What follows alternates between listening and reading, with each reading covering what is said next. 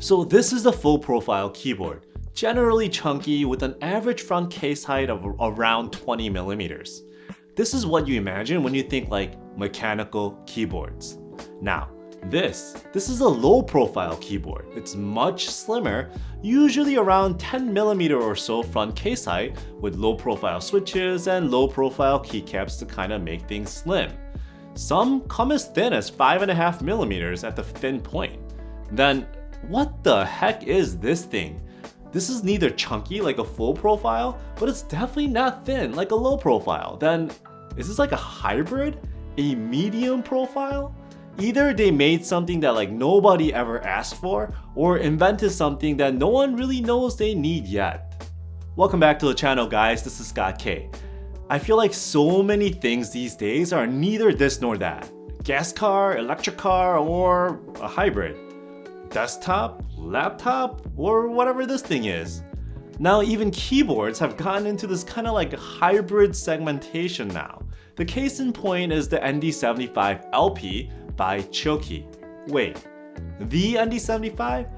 Yes, they took one of the best affordable pre-made examples on the market and turned it into kind of a low profile keyboard.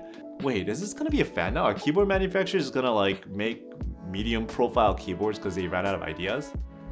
Well, let's find out. Okay, so Chilkey decided to take their beloved ND75 and put it on a diet. Most manufacturers won't mess with the winning formula, but hey, can't blame them for trying, right? The ND75 packed great design, it was very simple, it was minimal, great features, typing performance and feel, and sound into a very approachable package, around $100. At first glance, the ND75 LP, it seems to also be following the same formula. But then, if the ND75 exists, why does the LP version need to exist? That is a question I have been struggling with for weeks now using the LP. Let's just jump into the main topic, right? The elephant in the room. If this thing needs to exist at all. So the pros of this keyboard, I guess, it looks great. It's literally because the ND75, right? That's what it is, but just lower.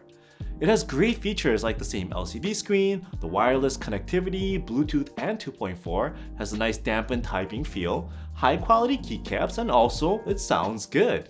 Check out the sound. See, this thing actually sounds pretty close to the standard ND75.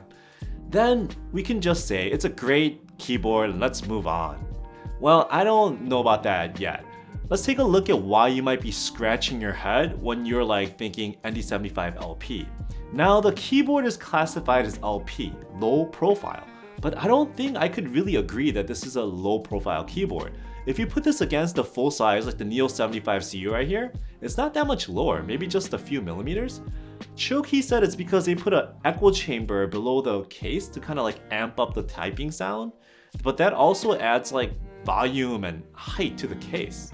When you put something like this to a true low profile like a low free edge, I know that's an extreme case, you can see how much chunkier the ND75 LP is.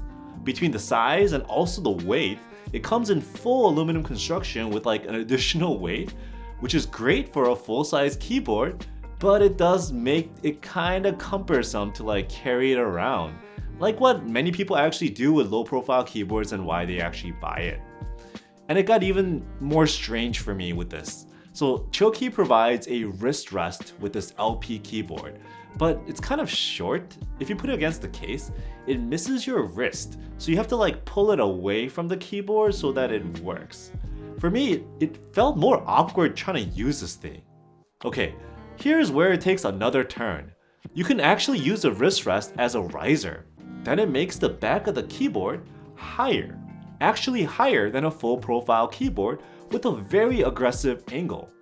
Or you can also put this in the front and create a 0-degree typing angle, but then it's once again as tall as a full profile in the front and you need a legitimate real wrist rest to use it. Then we move on to the component design.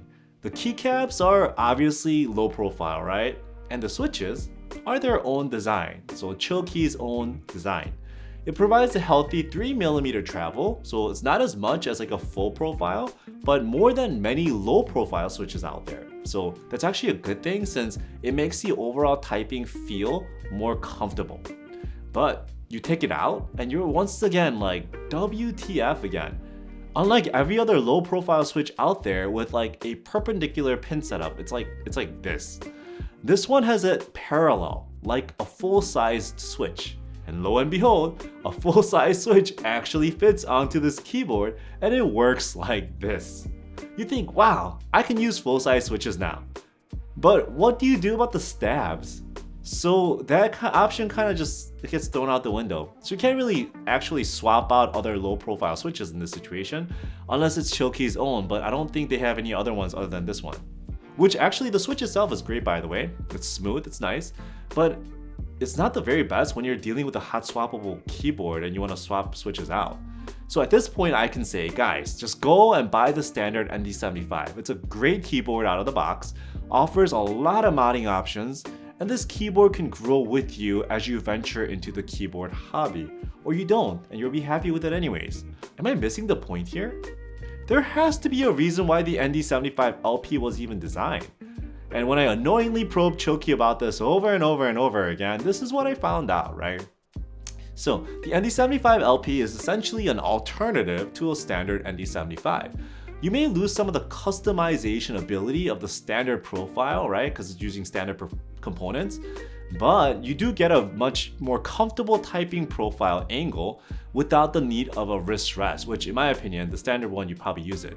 And you don't also have to go full low profile here and jeopardize the feel and the sound that typically gets associated with a low profile keyboard. So how about I stop just looking at the fact that this is really a medium profile keyboard and let's look at the keyboard itself. So if you take a look at this thing, the keyboard itself is a nice and clean design. It shares a lot of the ND75 full profile's design aspects. One of the major selling points between the full profile and this is the LCD, right? It gives you a visual on the battery life and connection type, and also helps you easily navigate the lighting options and stuff like that, the features of the keyboard pretty easily. If you're into RGB, the ND75 LP also has perky RGB, right? It's customizable. It also uses double-shot PBT keycaps, even though it has a lower profile design. Under it, you do have the proprietary lower profile switches. The ND75 LP has this trick too. The entire upper case is held together by magnets, which means that you could access the interior pretty easily. But why would you do that? Well, so that you can change out the mounting types if you like. Yes, this is a low profile keyboard, right? But it does have the ability to change up the overall mounting styles from like the original gasket mounting, which you see right here, to the top mount, which is more traditional and you see it in full-size keyboards. Since there is more room inside, the gaskets actually do a pretty good job of keeping everything nice and flexible when typing. Instead of a stiffer aluminum or even a steel plate you see in some of this stuff, the ND75 LP also employs a FR4 plate to keep things like more comfortable and softer. As indicated by Chilkey, the ND75 LP has various acoustic modifier elements to actually shape its sound. First of all is the interesting lower case design. Kind of touched upon this a little bit before, but it does feature an acoustic chamber, and that helps to amp up the overall volume of the keyboard. It gets us one step closer to a full profile keyboard that way. Now, it does feature a lower PCB foam that also doubles as a tape on here because it's like attached to it. And in between the PCB and the plate, you do have like the standard plate foam and obviously a PE foam sheet as well, which you could hear in the typing test. Well, speaking of typing test, why don't we take a longer listen to what all of this stuff actually does to the ND75 LP.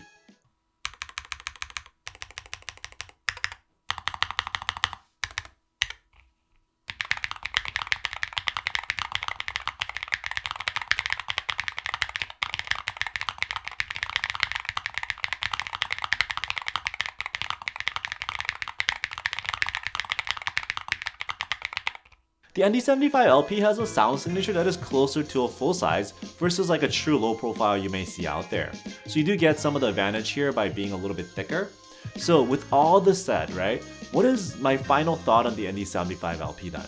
If someone asked me, would ND75 LP be a good keyboard for me? I would say, yeah, it's a fine keyboard. It types well, feels good, it sounds good. But if someone also asked me, what if I want to try like different switches or try out like different stabs or explore modding? Then the answer is pretty simple. Go with the standard ND75 full profile.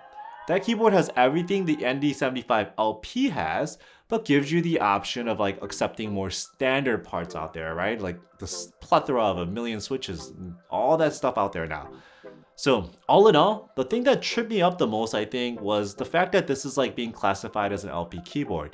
Yes, it's a lower profile. Maybe that's what they should have called it. ND75 lower profile. But I wouldn't say it's a true low profile. It's more of a medium-ish profile design. With that, it has its pros and cons, like the design that can be used without a wrist rest, right? With like a full profile sound and typing dynamics, but a design that also isn't very customizable because of that.